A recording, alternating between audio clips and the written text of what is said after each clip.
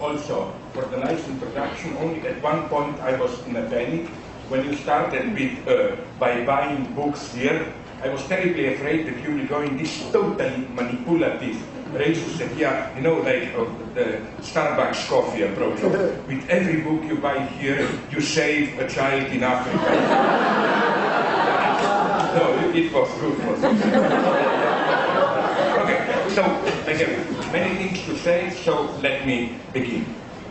I will not, of course, read from the book. I always found this tasteless, like as if you treat yourself as a classic and then you make some variations, some supplements to the book based on the book. So since the topic of the book is violence, and to make a little bit more propaganda, this short book, Violence, is really to be read together with the big fat verso book which appeared at the same time in Defense of Lost Causes, which is much more outspoken politically. Okay. What I would like to begin with is the topic of violence and language and speech, because I think that here maybe it's easy to discern where I differ from the predominant opinion. Let me begin with Walter Benjamin, who in his critique of violence raises the question, is any non-violent resolution of conflicts possible? Benjamin's answer is that such a non-violent resolution is indeed possible in what he calls, quote, relationships among private persons, courtesy, sympathy, and trust.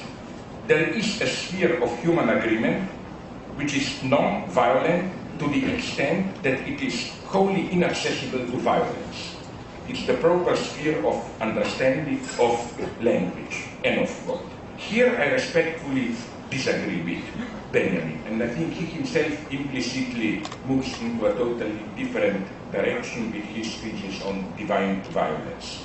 That is to say, this thesis of Benjamin belongs to the mainstream tradition in which the prevalent idea of language and the symbolic order is that of the medium of reconciliation or mediation, of peaceful coexistence, as opposed to a violent medium of raw confrontation.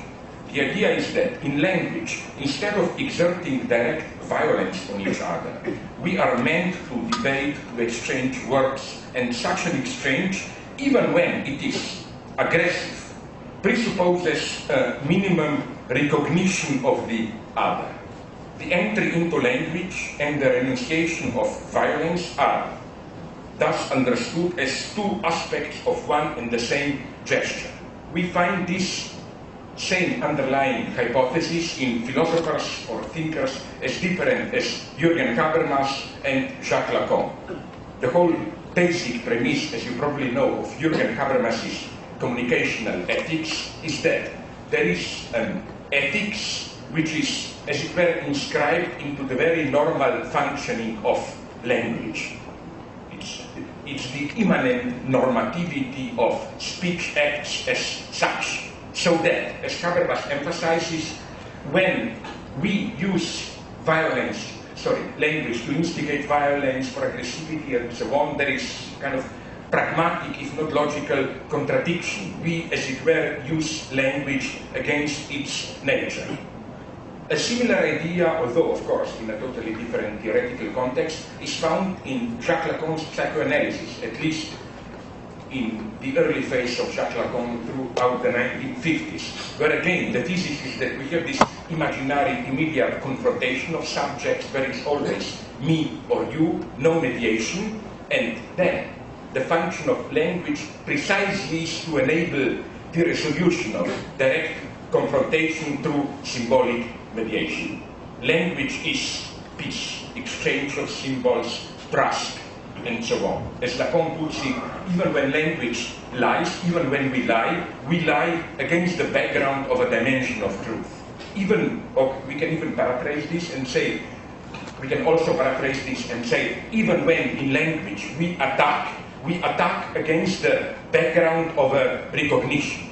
I can humiliate you, whatever, but isn't it that at a more elementary level, I already presuppose you as a partner of communication who is in a way formally equal to me. Okay, what I want to advocate now is that the opposite of this thesis. I think that what if humans exceed animals in their capacity for violence precisely because humans, speak?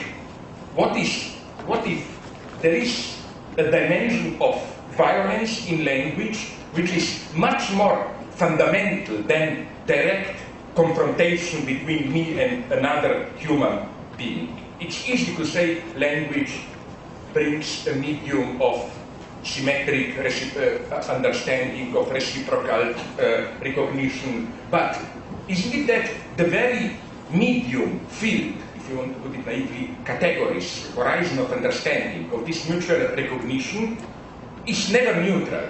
There is already, as it were,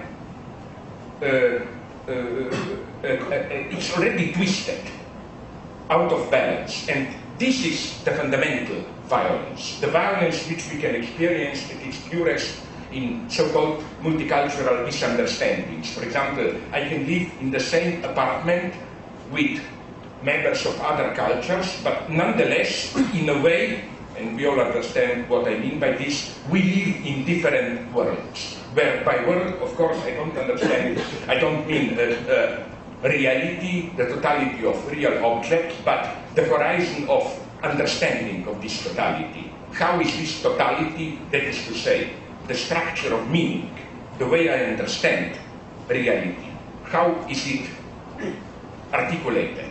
What meanings are hegemonic, predominant, and so on and so on? And isn't this, in a way, that's the thesis of Martin Heidegger, with whom here at least I agree, isn't this, in a way, a much more radical violence? The violence of the two of us not fighting for the same object. For example, gold. That's elementary violence. Is there a more elementary violence if we see the same object in its immediate stupid reality, gold, but it means something totally different to us? Like, for example, as we all know, for a medieval person, gold was an incorruptible metal, which is why it was considered divine, kind of a representative standing of the divine indestructible dimension among within the field of our reality, or whatever. Let's take another dimension from the history of thinking, the castrato voice, fall. Medieval and early modernity, it was the voice of angels prior to sexualization, prior to the fall. To us, the same voice is some abominable monstrosity. So, you see my point. This is violence. This violence of imposing a totally different horizon of misunderstanding. This violence is covered by Heidegger. But I claim there is another dimension of violence. This you find in my book, Violence. Now I want to autocritically, self-critically supplement my book. There is another dimension of violence of language which is missing in Heidegger, and which is the focus of Jacques Lacan's theory of the symbolic order.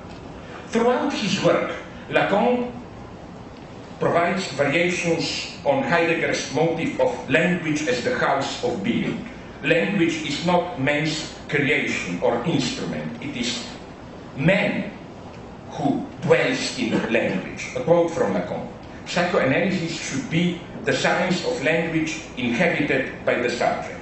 End of quote. Lacan's paranoiac twist, however, his additional Freudian turn of the screw, comes from his characterization of this house of being, language, as a torture house. Quote, in the light of the Freudian experience, man is a subject caught in and tortured by language. End of quote. So not only does man dwell in the prison house of language, remember the title of Frederick Jameson's early book on structuralism, man dwells in a torture house of language. the entire psychopathology deployed by Freud, from conversion symptoms inscribed onto the body up to total psychotic breakdowns, are scars of this permanent torture. So many signs of an original and irreducible gap between subject and language. So many signs that we humans cannot ever be at home in our own home, which is language. This is what Heidegger ignores, this dark, torturing other side of our dwelling in language. And this is why there is also no place for the real of jouissance, excessive enjoyment, in Heidegger's edifice, since the torturing aspect of language concerns primarily the vicissitudes of libido.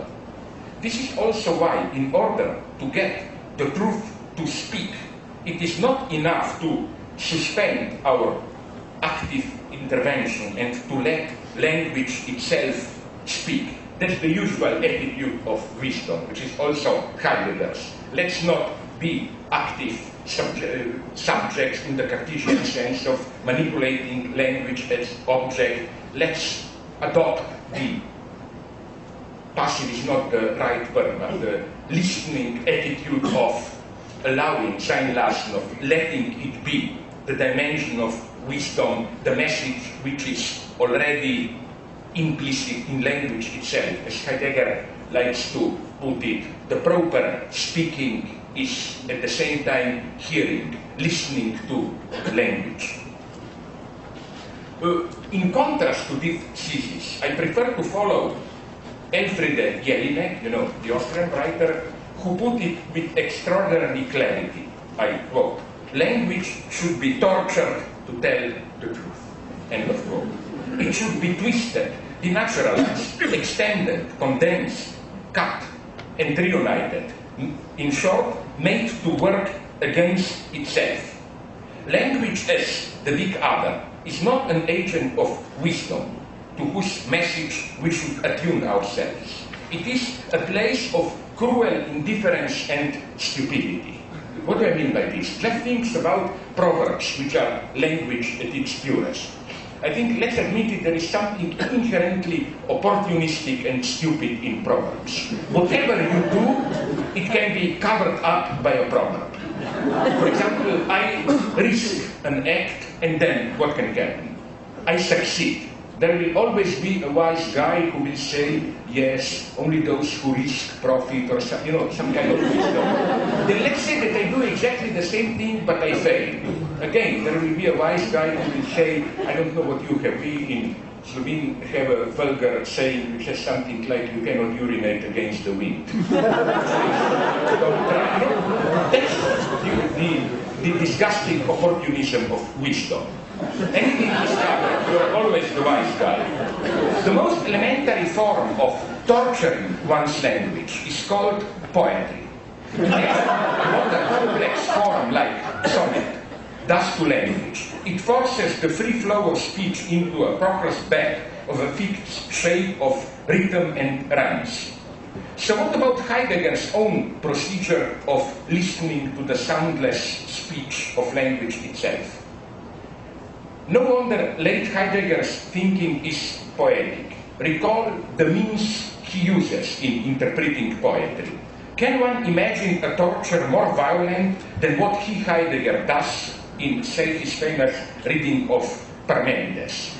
He twists the proposition, he changes the syntax, and so on and so on. It's an extremely violent reading. And it doesn't refer only to language. Cinema is the same, I think. Let's look briefly at two opposite directors who, the second really hated the first one, the two Russian classics. First, Sergei Eisenstein. You remember when he develops his early notion of montage, cutting, montage of attractions, the metaphoric he relies on is extremely violent. It's the natural flow of images, and then the point of a director is to cut, combine always the language of brutal intervention.